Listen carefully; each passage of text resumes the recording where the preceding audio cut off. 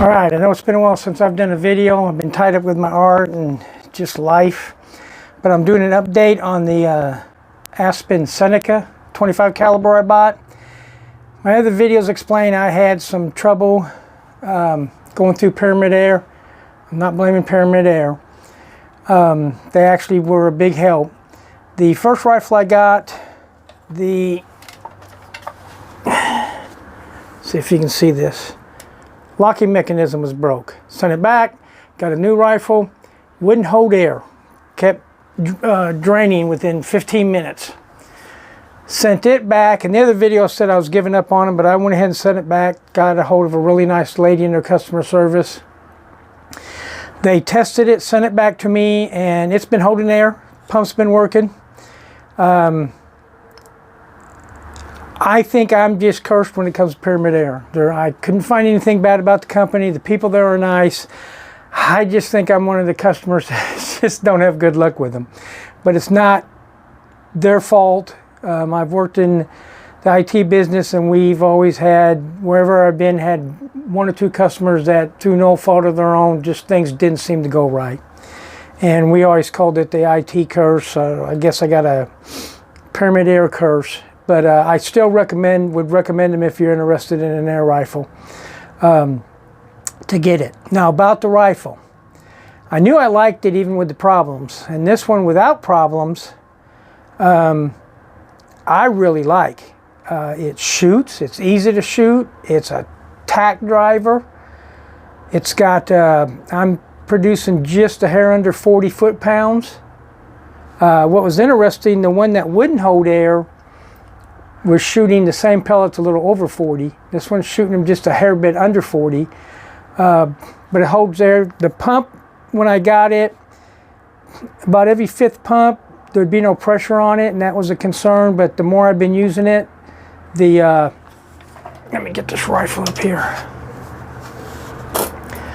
The more it's not been doing that, which doesn't make any sense. But so the pump's been working just fine now. Now, if you're buying this rifle and you're thinking you're not going to use any other external means to fill it up, well, that's not going to happen. This pump works fine, but it's not meant for heavy-duty use.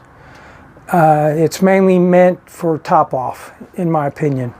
And it does that really well. I use a foot pump to get it near the max pressure and then finish it off with the pump. Make sure the pump is oiled. When you're using it, I do a 101 count in between pumps. I go slow and easy. I even will check the temperature on it.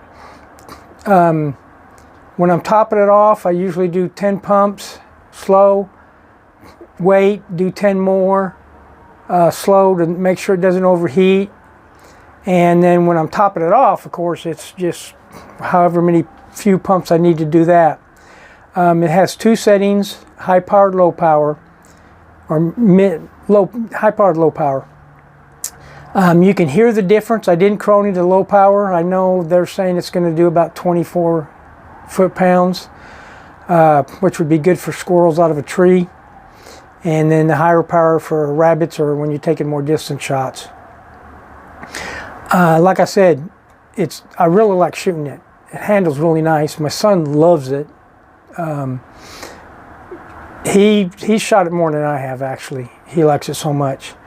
Overall, I've been real satisfied with it. The main points is you're still going to need an external pump, a bottle, a pressure pump, or a foot pump, or hand pump, whatever it is. I've got a hand pump. It's not the most expensive one. It works good on this rifle. My Gauntlet, it can't get, it's rated at 45, but you just need to weigh 400 pounds to get that pump handle driven down. So I'm eventually going to get a compressor for it. I do have a Ninja bottle that I've been messing with. I don't like using it as much because there's no way to set how much pressure you want into the gun. You've got to turn it a little bit at a time and then watch it, and that kind of makes me nervous. But I got it back. It's in good working condition. Works the way it should. Love to shoot it. It's nice to shoot. For a small to medium game rifle, I really like this. I've shot break barrels before. This and the Gauntlet are my first two PCPs. For an all-around rifle, this is nice, especially with the ability to being able to top it off out in the field without having to carry an external tank or a pump. It's accurate for, like I said, small and medium game. Man, I really recommend this rifle. Now, long term on this, I don't know. I know if you fill it up all the time with that pump, you're probably not going to last very long. It's just not made to be that way from what I understand. But going slow, going easy, using it as a top-off pump when you're out in the field to top off your pressure, this should last a long time. I don't see why it wouldn't. You just can't be pumping the piss out of it, excuse my language, and expecting it to last forever. I would like to hear when they talk about this rifle on other bigger shows to tell people this is not the primary pump for this rifle. It's a top-off pump. It's to keep it filled up out in the field. I would not recommend using it to fill it up from empty unless that's all you had, and then I would do it over the course of a day or two to make sure this pump isn't stressed. It's just the nature of this pump. But the rifle itself, it's worth the money. I've really enjoyed having it. Next video is going to be on my Gauntlet. I finally was able to get it cronied, so I'm going to do a video on it. But all in all, if you're thinking about the Aspen Seneca, I'm saying go for it. Whoever you buy it from, regardless, when you get it, test it, crony it, check it out, make sure it's okay. Now, I do know if you go through Pyramid Air, you can, for I think it's $10 extra, you can have them test it, which if I buy from them again, that's what I'm going to do. It's going to be worth the $10 just to make sure that I'm not going to be hit by the curse again. But I would recommend just spending the extra $10 or whatever it is to have the weapon or the pellet rifle or pellet gun test it before they send it to you. They just take it out of the box, run it through its paces from what I understand, and make sure it holds pressure and everything. But anyway, recommend the rifle. The sound level of this rifle, because I just remembered that, is around 80 decibels.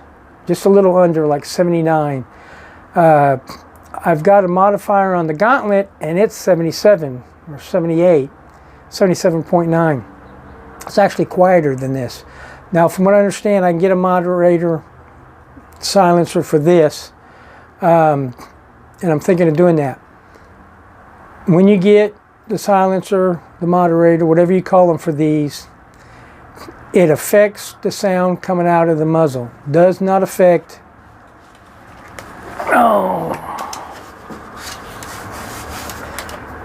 the mechanism, the air coming out of here, the release pressure that you hear. That they can't silence. And from what I understand, the PCPs have more noise than the break barrels, but you get a lot more power. And you don't get the recoil issues, which is really a big difference between brake barrels and the hand pump pneumatics that you have to pump up each time with the PCPs. There's just no recoil. You can use any scope you want on them. But anyway, recommend it. Think it's a good rifle. We'll give you more updates on it. But anyway, sorry for not putting out more videos, and thanks for watching.